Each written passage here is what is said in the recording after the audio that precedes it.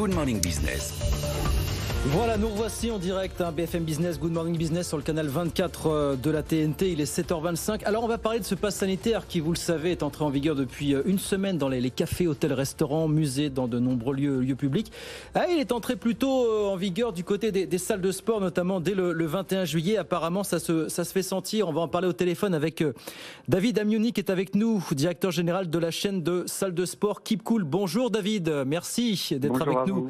Merci d'être avec nous ce matin sur BFM Business. 270 salles de sport, on le rappelle, à l'heure actuelle du côté de Keep Cool.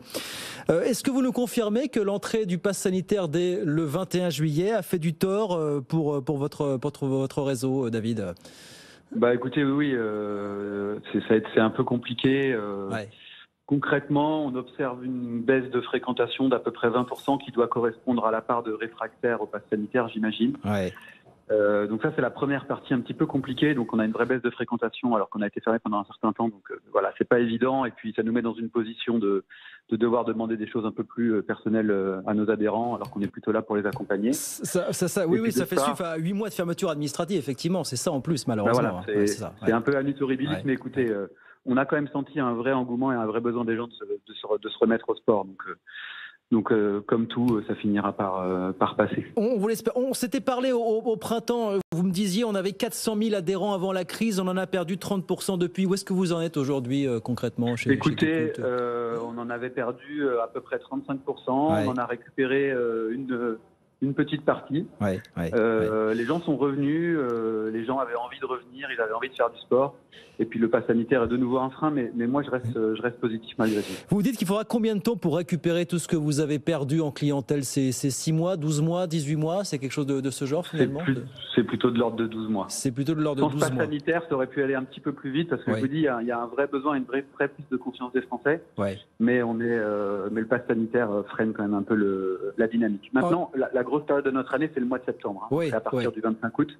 Et donc à ce moment-là, on pourra se retrouver et je vous dirai ce qu'il en est réellement. Bon, écoutez, on vous le souhaite en tout cas. Est-ce que ça veut dire d'ores et déjà, en attendant de voir ce que sera la stratégie des salles de sport, ça on va en parler. On a 3 minutes encore, mais on va en parler.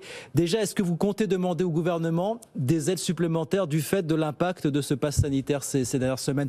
Il y a des choses qui s'arrêtent à la fin août. Est-ce qu'à la fin août, vous allez demander un peu plus au gouvernement finalement du côté des salles de sport ? Écoutez, on a été dans des échanges plutôt constructifs au travers de notre filière.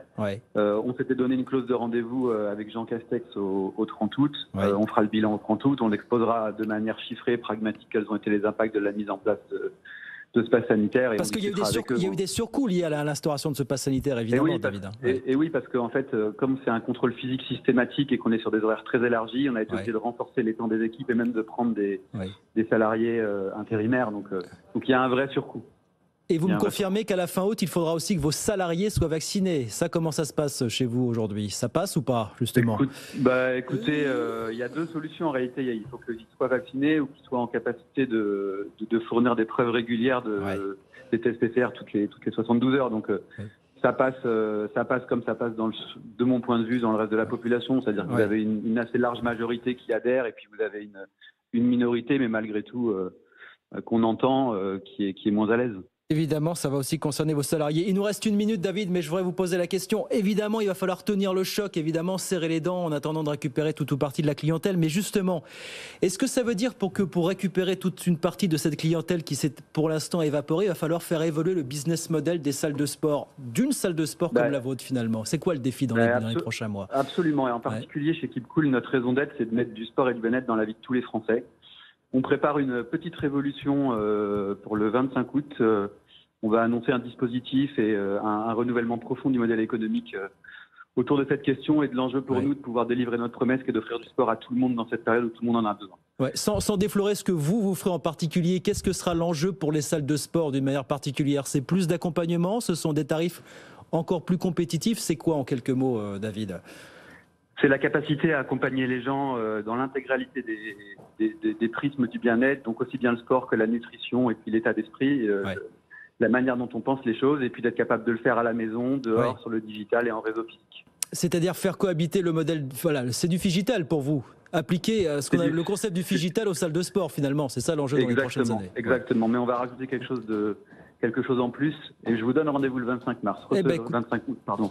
Recevez-nous à ce moment-là, je vous expliquerai tout. On s'en parlera, on vous suivra, puis on souhaite bon courage pour cette période charnière qu'est la rentrée effectivement du mois de septembre pour l'ensemble des salles de sport qui, elles aussi, ont payé un prix très très lourd depuis le début de cette crise. Merci beaucoup David, merci d'avoir été avec nous ce matin. David Amioni, le DG de la chaîne de salles de sport Keep Cool, 270 salles de sport aujourd'hui en France. Merci d'avoir été avec nous sur BFM Business.